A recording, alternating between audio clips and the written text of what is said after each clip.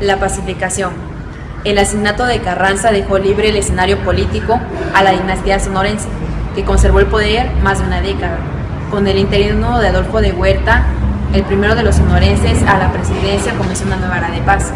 Obregón continuó con la restauración del fragmento poder central y con la tarea de crear una amplia base de apoyo entre los trabajadores, además de manejar económicamente las clases trabajadoras. Prometía dar felicidad y seguridad a los hombres de capital para desarrollar riquezas nacionales. Su labor conciliadora allanó el camino de Obregón. En solo 6 meses, logró congregar a diversos elementos revolucionarios alrededor del grupo en el poder. De la Huerta aceleró el reparto agrario entre los zapatistas, con lo que aseguró la lealtad de varios caciques. Algunos decretos, como la Ley de Tierras Ociosas, promulgada el 28 de junio, le dieron un gran ascendiente sobre el campesino y también mejoró las relaciones con los trabajadores.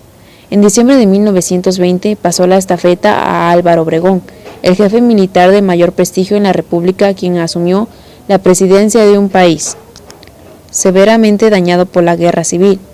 El revolucionario estaba convencido de que inauguraba una nueva etapa histórica de la reconstrucción nacional. Obregón continuó con la restauración del fragmento poder central y con la tarea de crear una amplia base de apoyo entre los trabajadores mediante la atención de sus demandas. Con frecuencia el presidente reconoció públicamente la trascendencia del problema agrario, pero fue renuente a un reparto en gran escala que pudiera destruir la estructura rural. Para consolidar un gobierno fuerte, construir una nación moderna, alcanzar sus metas reformistas en el campo y lograr el apoyo de los trabajadores, la educación escolar habría de desempeñar un papel fundamental. Obregón consideraba que construir el pueblo, un ideal que debe de vivir dentro de nosotros tanto como el agrario, era esencial para resolver un sinnúmero de problemas, entre ellos el de la tierra. Como presidente municipal de Guatabampo, mostró un gran interés por las obras sociales, aumentó el impuesto sobre las cantinas y disminuyó el de los canales de riego, destinó la mitad del presupuesto a la educación pública y a las mejoras materiales. Para noviembre de 1911, había abierto 7 escuelas rurales en los municipios y 2 más en Guatabampo, y había presionado al gobierno del estado para que le enviara profesores y libros, y aumentara el subsidio de las escuelas rurales. La paz y el establecimiento del orden estimularon el progreso. Para reactivar la economía, Obregón trató de conservar el clima de confianza, inaugurando por su predecesor, evitando cualquier política radical que despertara inquietudes. Los avances fueron evidentes, la actividad minera se normalizó y volvió a colocarse a la vanguardia de las industrias de exportación.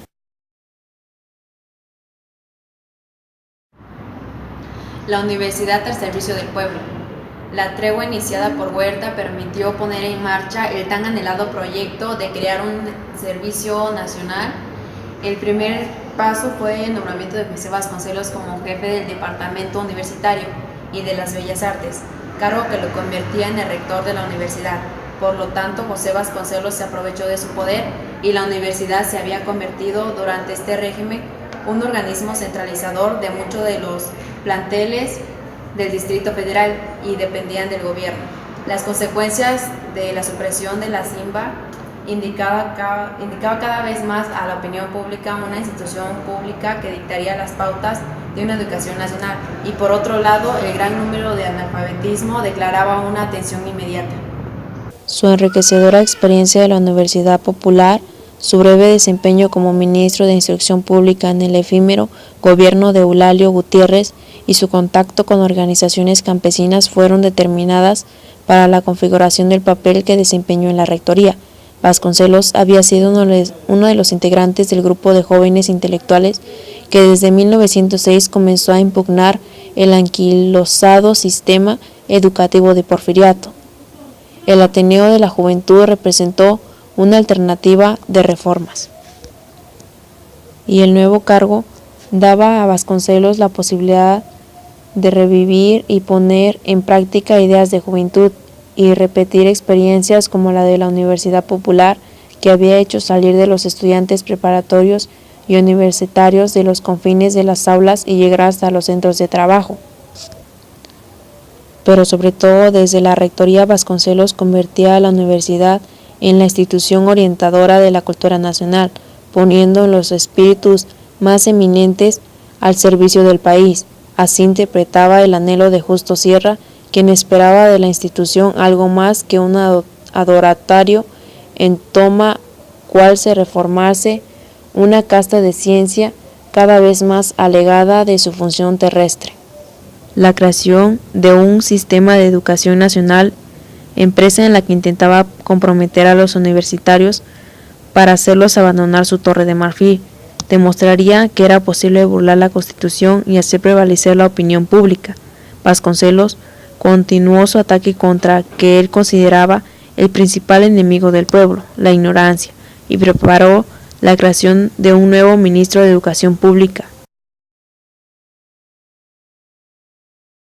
Cruzada contra la ignorancia. Efectivamente, en la historia de la educación, tan celebrados como la campaña para enseñar a leer y escribir a los 6.973.855 analfabetas de la República, pero esto no tuvo resultados cuantitativos importantes, ya que se consideró un grave problema la falta de educación en los pueblos.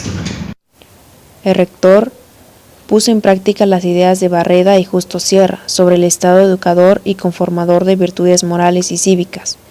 Analfabetización, educación e instrucción eran para Vasconcelos conceptos estrechamente relacionados y a los que se refería de manera indistinta.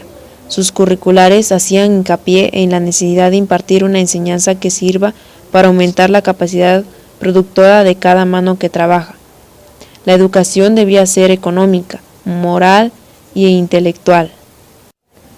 En realidad, Vasconcelos no creía que la educación por sí misma resolvería los problemas y en más de una ocasión se refirió a la necesidad más apremiante de eliminar al pueblo y remediar una situación económica.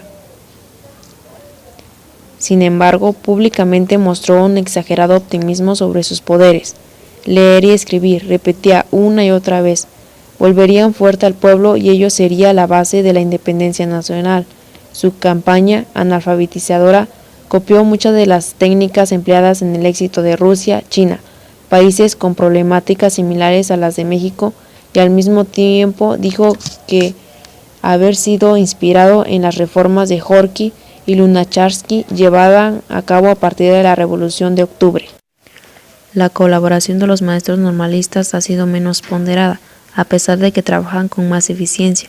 Muchos de ellos, como Luz Vera, prestigiada autora de un importante método de lectura y escritura en uso durante el gobierno de Calles, no solo tuvo varios alumnos a su cargo, sino que coordinaba a otros maestros.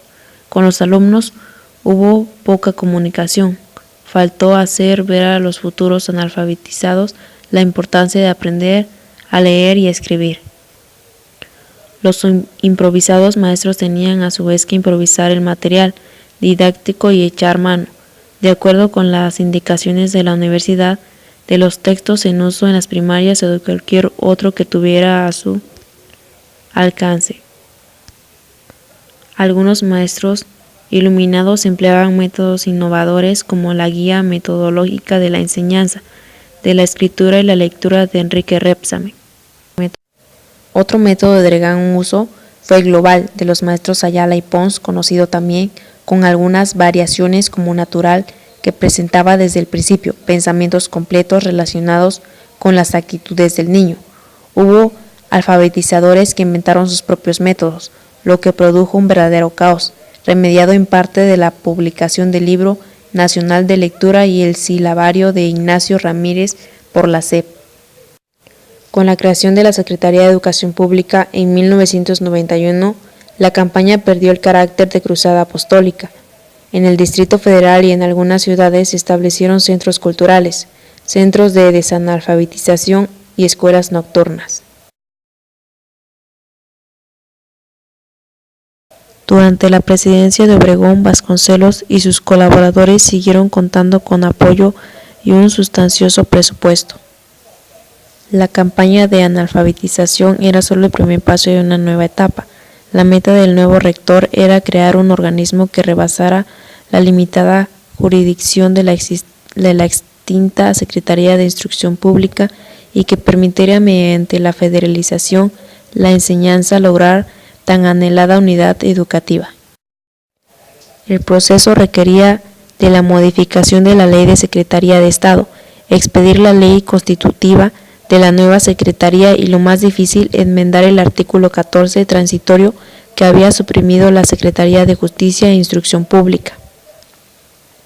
En su papel de secretario de Instrucción, con Eulalio Gutiérrez como presidente convencionalista, Vasconcelos había dado los primeros pasos hacia la federalización, asesorado por el eminente educador Ezequiel Chávez, pero su efímero ejercicio del cargo impidió la realización de tal proyecto. Al asumir la rectoría en 1920, encargó un nuevo proyecto de Chávez, mientras él mismo elaboraba otro. El rector envió al Congreso su proyecto de creación de la Secretaría de Educación en octubre de 1920, procedido por una propuesta de reformas a la Constitución. Para Vasconcelos, federalizar la enseñanza significaba facultar al gobierno central para establecer escuelas primarias en el país y controlar su funcionamiento independiente de las escuelas estatales, que continuaría bajo la jurisdicción de los gobiernos locales. El proyecto también señalaba la obligación del Estado de alimentar y educar en condiciones de igualdad a los hijos de los padres notoriamente pobres y a los huérfanos carentes de recursos. El departamento escolar preveía la creación de escuelas especiales para indios, en las cuales se enseñaría el castellano con nociones de higiene y economía, y además rudimientos necesarios para asimilarlos a nuestra civilización, a fin de que pasen enseguida a las escuelas rurales, primarias, preparatorias, profesionales, etc., según sus aptitudes y posibilidades. Dicho departamento se ocuparía de la creación de escuelas rurales en todo el país, así como de institutos técnicos y del establecimiento de primarias. Colaboraría con el Estado, establecería acuerdos con las autoridades locales o ofrecería apoyo a instituciones privadas. Las giras de Vasconcelos le ganaron el apoyo de un número suficiente de legislaturas estatales para llevar a cabo la reforma constitucional. Meses después, en febrero de 1921, tras varias candentes sesiones y largos debates, y después de vender la residencia de algunos congresistas, se aprobó la inminente constitucional que congresaba la federalización de la educación. La creación de la SEP, un triunfo a medias. A principios de agosto, la Cámara de Diputados se ocupó nuevamente del asunto. Las discusiones giraron alrededor de un proyecto tan diferente al de Vasconcelos. La nueva Secretaría de Educación Pública tendría bajo su dependencia a la Universidad Nacional y a la ENP, a las escuelas creadas y sostenidas por federación. El departamento escolar, al de bibliotecas y al de bellas artes, no se hacía ninguna alusión a los indígenas ni a las escuelas rurales, que eran los dos temas centrales en el planteamiento de Vasconcelos. El proyecto llegó al Senado casi un mes después, y el 28 de septiembre Obregón afirmó el decreto que deseaba a la Secretaría de Educación Pública.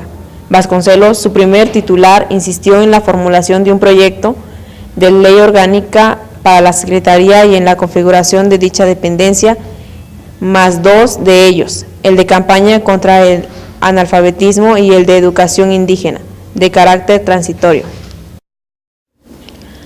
Los escollos de la Federación. La supresión de la SIVA había afectado en especial a la Ciudad de México. En 1920 el panorama educativo era desolador. En tan solo 3 años el número de escuelas había disminuido de 388 a 182. La mayoría en el estado era gran deterioro.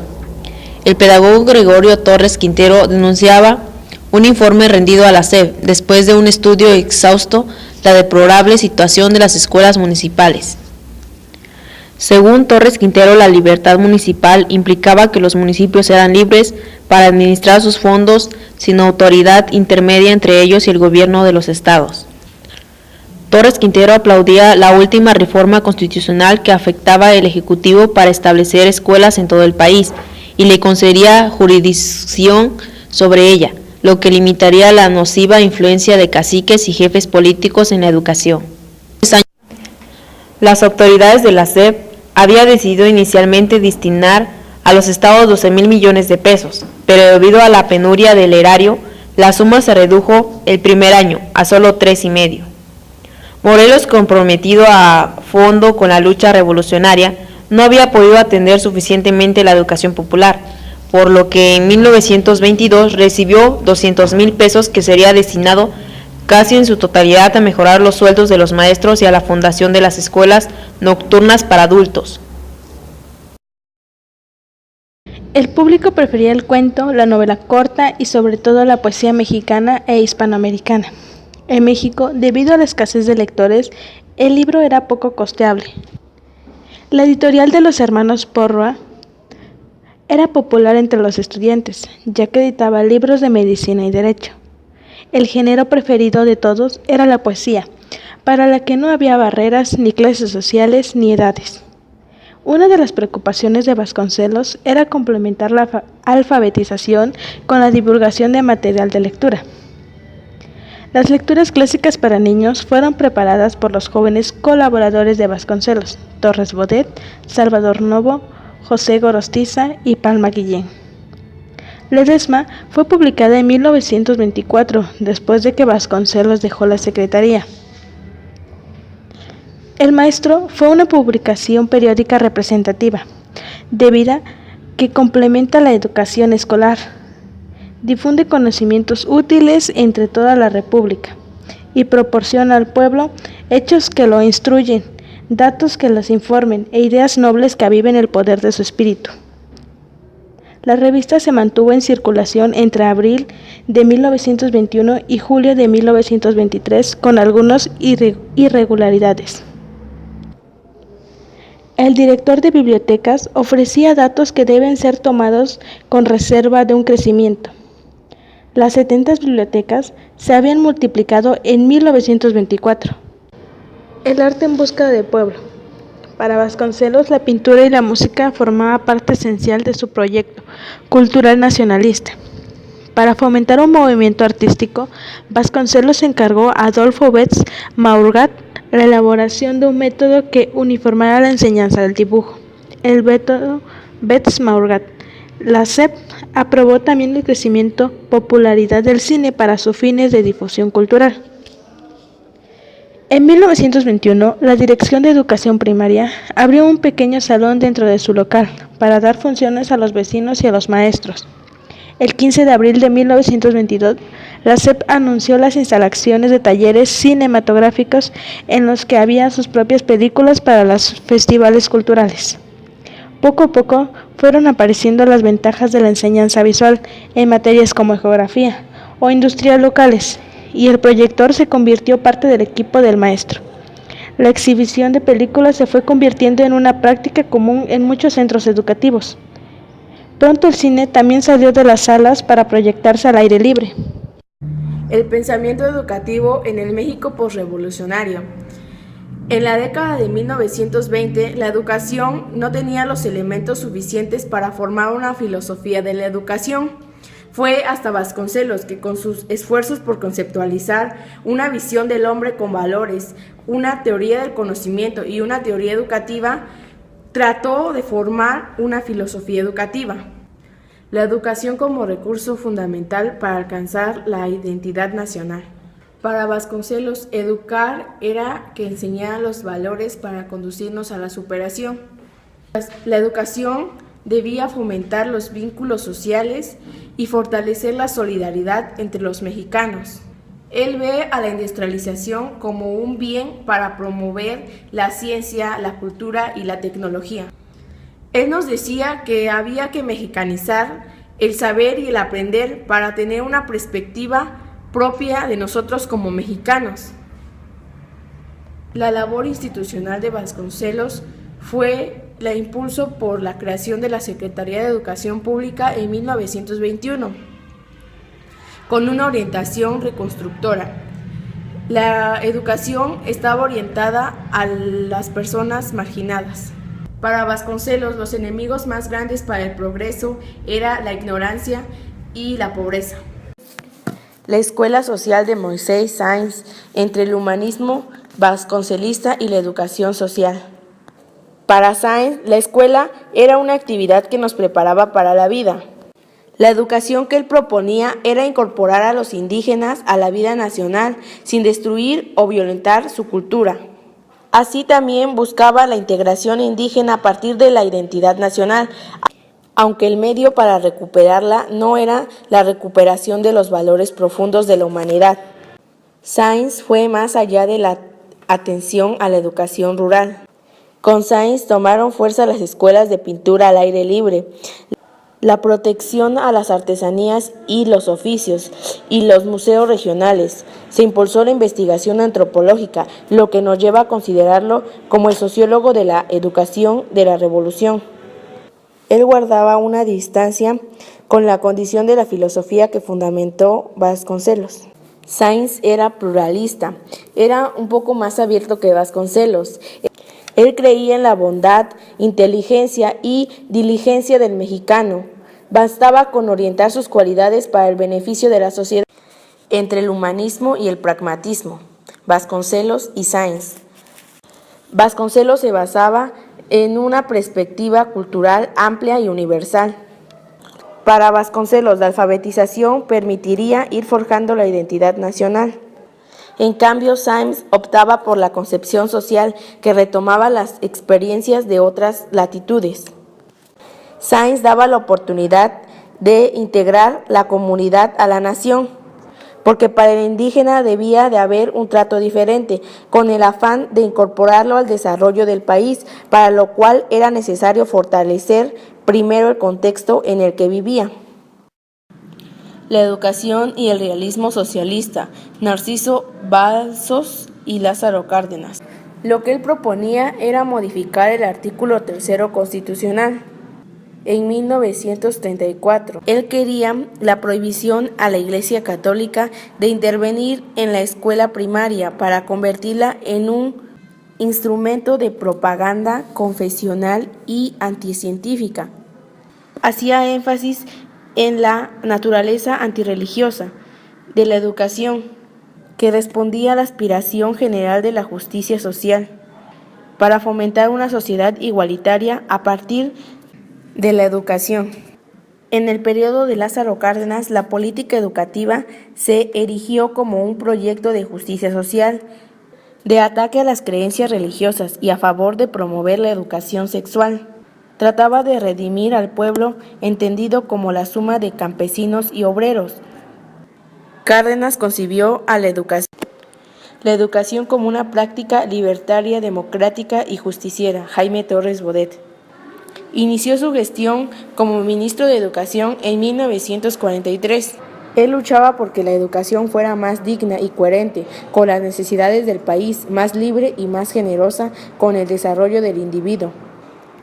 Torres Bodet inauguró una etapa educativa donde la calidad de la enseñanza se convertiría en una preocupación constante. Por ello se tenía que poner en práctica la teoría, practicando con el alumno reglas útiles y sencillas con base en fórmulas fáciles de aprender y retener para evaluar el nivel de la enseñanza.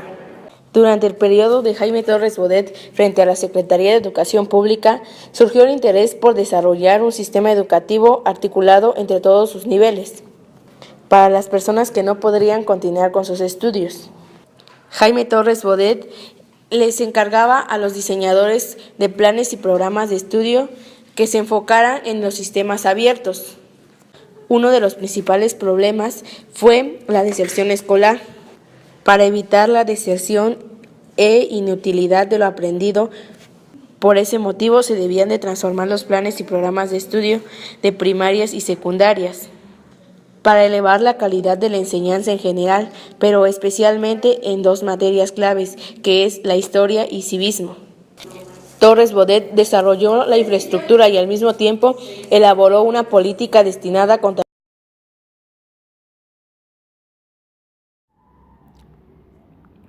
En 1940, Manuel Ávila Camacho llegó a la presidencia. México seguía siendo un país con perfil en su mayoría rural.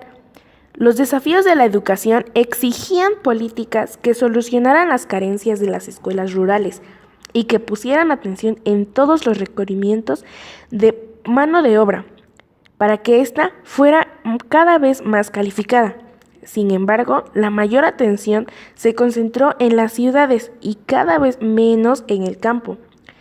La Ley Orgánica de la Educación Pública de 1942, reglamentaria del artículo 3 constitucional, estableció que la educación primaria sería la misma en las escuelas urbanas, semiurbanas, rurales y suprimió la educación mixta. El gobierno de Ávila Camacho estuvo a favor de la expansión de la matrícula. También intensificó los esfuerzos de alfabetización, esto mediante una campaña nacional. Apoyó la formación de docentes e inició una nueva etapa para las misiones culturales. Las escuelas normales, rurales y escuelas de práctica agrícola volvieron a funcionar de manera independiente. Se emprendió un programa de construcción de escuelas. Al iniciar los años 40, aún había algunos planteles con diversas modalidades de escuelas, dependientes de instituciones variadas, con distintos tipos de orientaciones. En consecuencia de todo esto, se inició un esfuerzo para ordenar y regular el desarrollo de la secundaria. En esta misma época, tuvo lugar la transformación del Instituto de Preparación del Magisterio de Segunda Enseñanza en Escuelas Normales Superiores de México. También se estableció el Instituto Federal de Capacitación del Magisterio, la Comisión Revisora y Coordinadora de Planteles Educativos, Programas y Textos Escolares y el Comité Administrador del Programa Federal de Construcción de Escuelas y sugirieron seminarios de cultura mexicana, Colegio Nacional y la Dirección General. Se realizó el Congreso Magisterial. En este nació el Sindicato Nacional de Trabajadores de la Educación, CENTE. Durante el gobierno de López Mateos se intensificaron los esfuerzos para que se pudiera reducir de manera significativa el alfabetismo, apuntar la enseñanza secundaria y media superior, pero sobre todo aumentar la calidad y la cobertura de la educación primaria y aumentar el número de docentes. En 1950, quienes no sabían leer ni escribir aún representaban alrededor de 40% de la población de 15 años y más.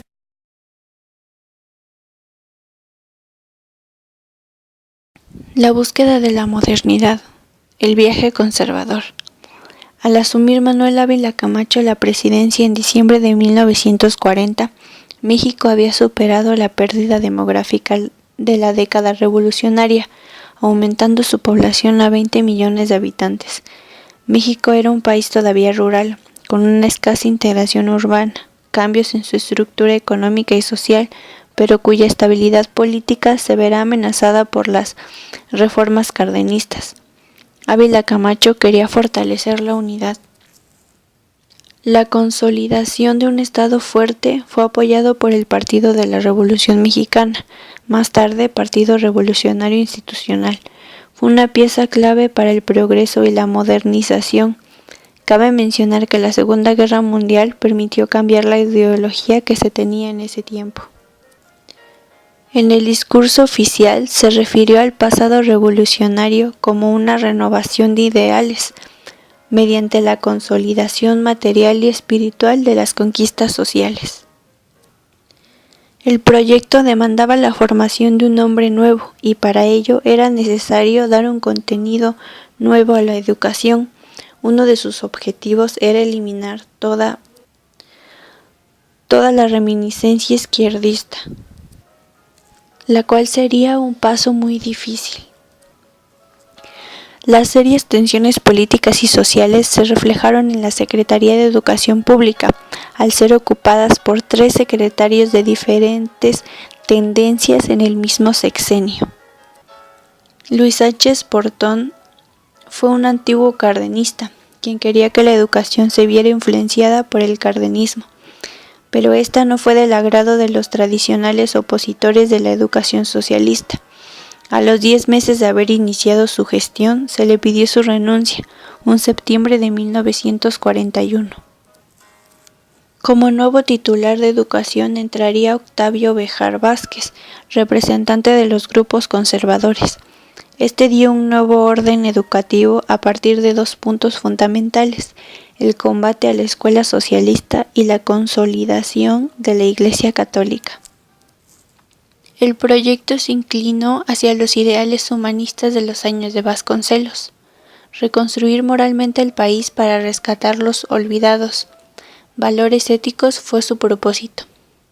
La llamada Escuela del Amor vino a concretar el nuevo modelo educativo, una escala ajena al odio y a la división entre los mexicanos, a pesar de sus diferencias de credo, partido o clase.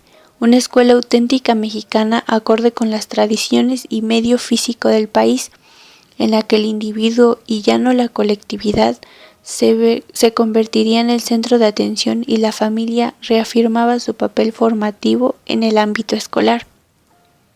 Querían que los maestros retomaran un papel misionero.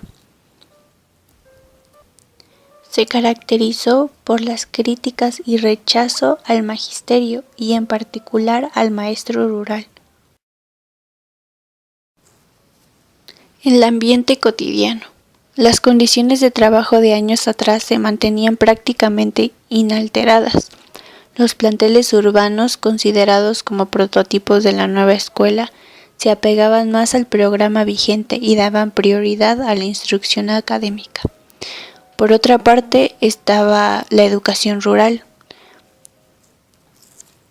que era difícil que se adaptara a un calendario oficial, ya que este mismo pasaba por alto las actividades del campesino y las festividades religiosas locales.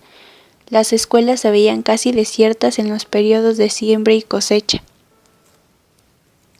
Tampoco era posible para el maestro seguir un horario rígido en un medio donde el tiempo era medido por la salida y puesta del sol. La escasa preparación, obligaciones y la falta de asistencia escolar lo orillaban a trabajar con niveles muy bajos de eficiencia. El programa por lo general se concentraba a la lectura y escritura, las 4 operaciones de aritmética y nociones elementales de la historia de México, civismo y geografía. Otro carácter importante fue la organización escolar. En las zonas urbanas predominaban grupos numerosos de 45 a 50 alumnos. Los maestros que tenían un nivel de escolaridad superior gozaban con mayor seguridad en el trabajo y de estatus como profesionistas, aunque tenían menor libertad al estar bajo la tutela del director del plantel. Para el caso de las escuelas rurales, eran grupos heterogéneos, alumnos de 6 a 14 años de edad. Los maestros rurales, la mayoría con tan solo educación primaria, contaban con mayor reconocimiento por parte de los vecinos, expresando con frecuencia que su liderazgo era bueno en las comunidades. Estaban sujetos a diferentes cambios, y a comparación de los maestros de las escuelas urbanas, tenían mayor libertad, ya que el espacio geográfico no se ponía en contacto con los directores federales o inspectores. En ellos recaía la mayor carga de trabajo. Su lucha por sobrevivir era constante, con un salario mínimo. Y para ese entonces era muy inferior a los maestros urbanos. La diferencia entre las escuelas urbanas y rurales era demasiado notoria, ya que otro carácter importante era la ubicación. En la urbana había edificios amplios, construidos con varios pisos y salones, con patios y canchas deportivas. o a veces eran casas particulares o localidades alquiladas. Las carencias en las escuelas rurales seguía siendo enorme. Había peticiones de las comunidades a los establecimientos oficiales, a las autoridades, pero nunca se encontraba una respuesta positiva. La nueva corriente educativa se reflejó de manera particular en los textos escolares. La conciliación, tantas veces anunciada, obligaba a superar las divisiones internas y los textos ofrecían una excelente oportunidad para cerrar heridas. Obras tradicionales como Leo y Escribo, Poco a Poco, Adelante, Rosita y Juanito, Rosas de la Infancia, etc. El nuevo rumbo. La actitud intransigente de Béjar Vázquez hizo que Ávila Camacho lo sustituyera por un diplomático de carrera y hombre de letras, Jaime Torres Bodet, quien se había iniciado en las labores educativas como secretario particular de Vasconcelos en la universidad y al momento de su designación, en diciembre de 1943, ocupaba la Secretaría de Relaciones Exteriores. El nuevo titular de Educación fue conciliador por excelencia y pieza clave en la conformación del actual sistema educativo. No manifestó ninguna crítica a la experiencia socialista, pero sí dejó en claro que la escuela no debía ser ni un anexo clandestino del templo, ni una arma que apuntara deliberadamente contra la autenticidad de la fe. Quería que la escuela expresara lo mexicano. Fundir regionalismos sin destruirlos, reconocer los valores y tradiciones de la cultura nacional como base de la propia identidad era el camino a seguir. Lograda la unificación magisterial al formarse en diciembre de 1943 el Sindicato Nacional de Trabajadores de la Educación, Torres Bodet atendió todos los problemas más urgentes como parte de un proyecto integral. Lanzó en términos de emergencia una nueva campaña contra el analfabetismo. Hizo un llamado a todos los mexicanos para participar en una lucha contra la ignorancia que afectaba al 55% de la población mayor de 6 años. La respuesta al llamado presidencial fue entusiasta. Junto con la prensa y la radio, el cine y el teatro guiñol fueron eficaces portavoces de esta empresa. Hubo quienes optaron por organizar centros de enseñanza colectiva para celebrar el aprendizaje. Se improvisaron en comunidades que no contaban con escuelas primarias, en fábricas, mercados, ejidos, rancherías, cuarteles, en no pocas casas particulares y en campamentos. Los esfuerzos para ampliar la cobertura del sistema escolar implicaban no solo la formación de nuevos docentes, sino también la capacitación de miles de maestros empíricos que ejercían la docencia sin la preparación suficiente. El Instituto Federal de Capacitación del Magisterio fue la opción para regularizar su situación profesional mediante recursos por correspondencia completados por cursos orales y exámenes periódicos hasta obtener el título correspondiente. Miles de maestros se incorporaron a la normal más grande del mundo, alentados por mayores ingresos y un título profesional sistemático. El propio Torres Bodet confesaba que no era la mejor manera de lograr la titulación y la base de miles de maestros, pero sí la más práctica para evitar que abandonaran sus comunidades. Para 1945 las condiciones parecieron favorables para llevar adelante la reforma.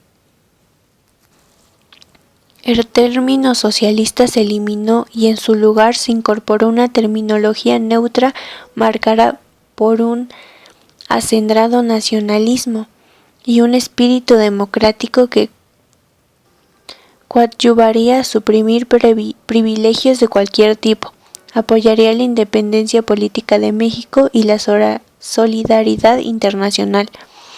El texto del artículo 3 señalaba: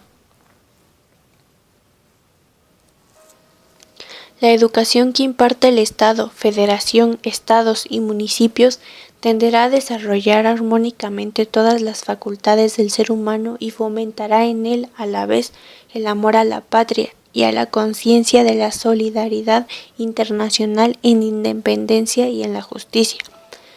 Garantiza por el artículo 24 de la libertad de creencias el criterio que orienta a dicha educación se mantendrá por completo ajeno a cualquier doctrina religiosa y basado en los resultados del progreso científico luchará contra la ignorancia y sus efectos, las servidumbres, los fanatismos y los prejuicios.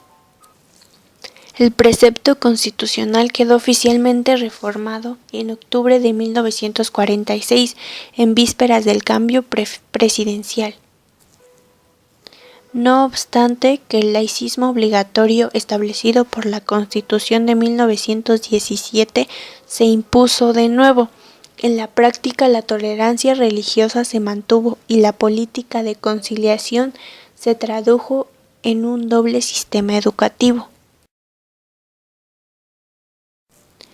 Expansión y desarrollo. Miguel Alemán, el primer presidente civil del México posrevolucionario, expresó reglas muy claras de su juego político. Habría que erradicar toda tendencia izquierdista y no simplemente modificar los términos. El hincapié en el nacionalismo, la exaltación de la patria, sus héroes y los símbolos patrios fue una constante del discurso oficial. El nuevo esquema quedó inmerso en el contexto del desarrollo económico que caracterizó su gobierno. Muy lejos había quedado las intenciones y Vasconcelos de esperar de la escuela elemental la redención y el mejoramiento del pueblo, o la tarea asignada por la escuela socialista de guiar la transformación de la sociedad. En el mismo tono fueron las declaraciones del nuevo titular de Educación, Manuel Vidal. Su proyecto se centró en la llamada Escuela Unificada, con el que intentó solucionar el crecimiento desordenado de las instituciones docentes ante la falta de la uniformidad en los distintos niveles y objetivos de enseñanza. Sin cuestionar la orientación ideológica, pretendía coordinar las distintas agencias educativas desde el jardín de niños hasta la enseñanza media y superior, técnica o universitaria para constituir un verdadero sistema nacional de educación pública, iniciativa que en la práctica fracasó. México vivió una etapa de gran estabilidad política y auge económico, pero asimismo se vio afectado por una explosión demográfica sin precedentes, con un crecimiento de 3.4 anual, es decir, la población llegó a duplicarse en tan solo 2 décadas. Se llegó al fin de los años 50 con los mismos problemas arrastrados por décadas. Además, la SEP se había convertido en una gigantesca dependencia con más de 150,000 maestros y empleados, lo que propició la burocratización. Sin los recursos necesarios, el problema parecía no tener solución. Se hablaba ya con insistencia de la crisis de la educación. Para 1958, más del 50% de los niños que vivían en el campo no pisaban un aula, o viéndolo de otra manera,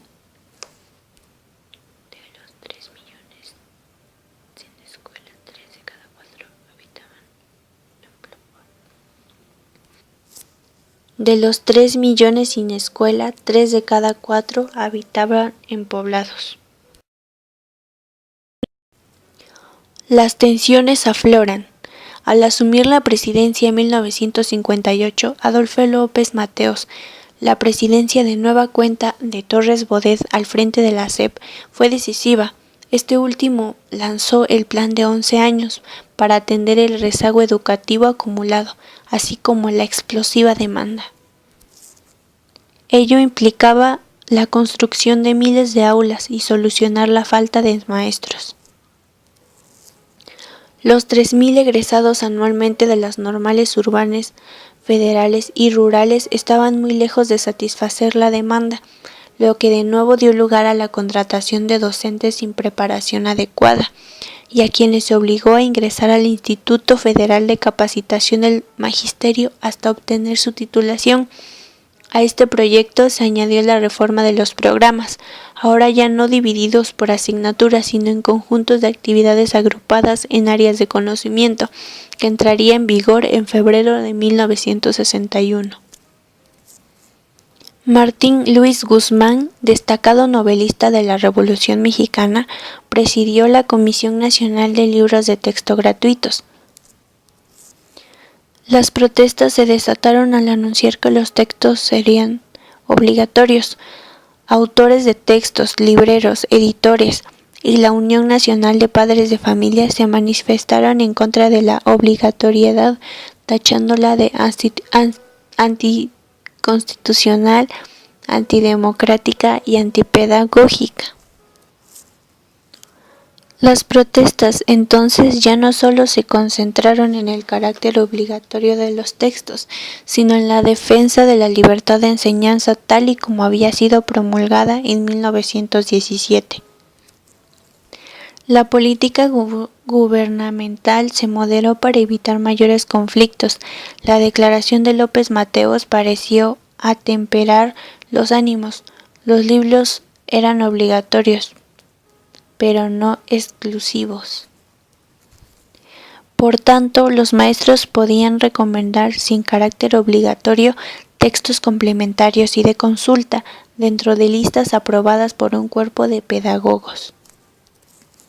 Con el paso del tiempo, la obligatoriedad de los libros no volvió a ser cuestionada, incluso cuando en 1973 se decidió la elaboración de una nueva versión. El gobierno de Gustavo Díaz Ordaz se inició en 1964 en un ambiente de serias precisiones internas derivadas de conflictos sociales acumuladas años atrás, aunadas a la agitación estudiantil surgida en otros países a favor de la democracia, los derechos civiles y las libertades individuales. Díaz Ordaz señaló como el verdadero problema de fondo las deficiencias del sistema educativo y consideró urgente una reforma educacional. El estudio, presentado 3 años más tarde con propuestas concretas para una reforma integral, quedó archivado al estallar 4 meses después el conflicto estudiantil. Los resultados del sexenio distaron mucho las expectativas creadas. De ninguna manera representó un cambio cualitativo a la educación. Se hablaba como de algo nuevo, de una educación activa y dinámica, de poner fin a la enseñanza verbalista, de los supuestos nuevos métodos pedagógicos, aprender haciendo y enseñar produciendo, que de hecho retomaban las antiguas prácticas de la Escuela de Acción de John Dewey, de la década de los 20.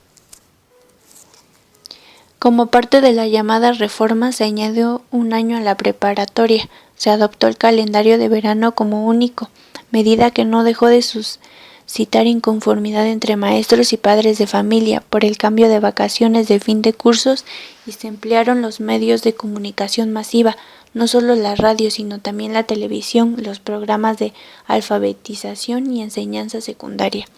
La secuela del 68 era manifiesta al inicio de una nueva década. Las inquietudes sociales y las agudas críticas al régimen y a su política obligaban a tomar decisiones.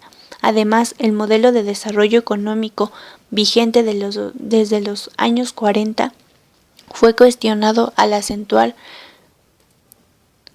los desequilibrios regionales reflejados en un sistema escolar que no lograba superar las graves deficiencias.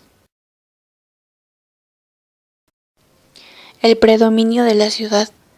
La Universidad Nacional Autónoma de México, UNAM, y el Instituto Politécnico Nacional, IPN, fueron los pilares de la educación superior para cubrir los requerimientos de la nueva sociedad urbana.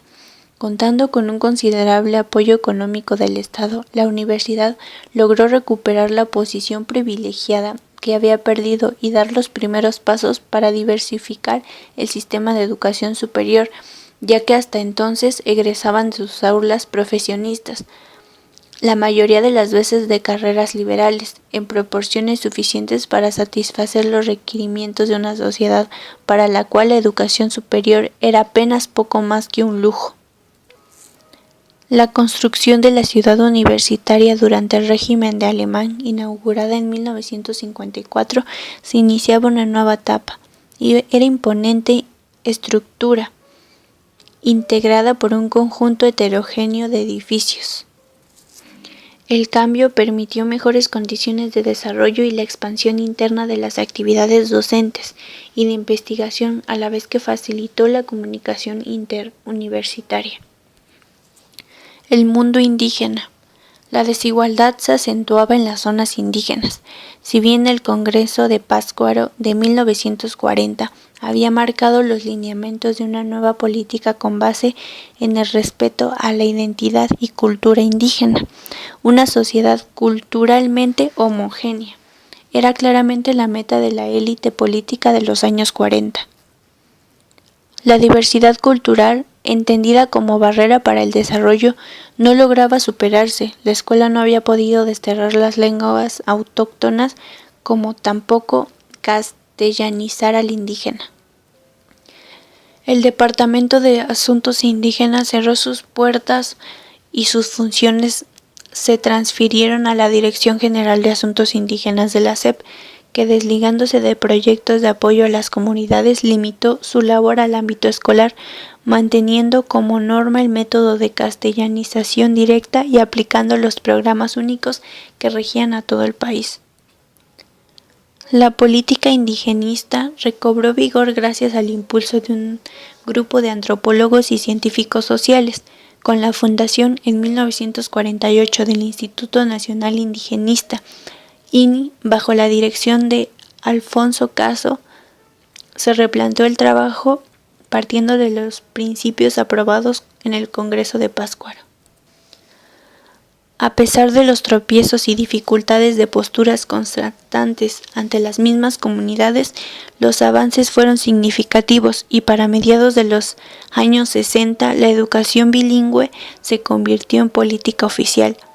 Se creó el Servicio Nacional de Promotores Indígenas, con el que la SEP tomaba bajo su custodia su capacitación hasta que obtuvieran el título maestro normalista, labor que se llevó a cabo a través del IFCM. De la teoría a la práctica. La Ley Orgánica de 1942 estableció que la enseñanza primaria en su contenido básico sería igual en toda la República. Había escuelas federales, estatales, municipales y particulares. En estas mismas podían ser urbanas, semiurbanas o rurales, de 3 a 6 años. Además, el sentido que se daba a las disposiciones oficiales dependían mucho de la proximidad o lejanía del centro, de condiciones económicas, políticas, sociales, administrativas, de tradiciones locales.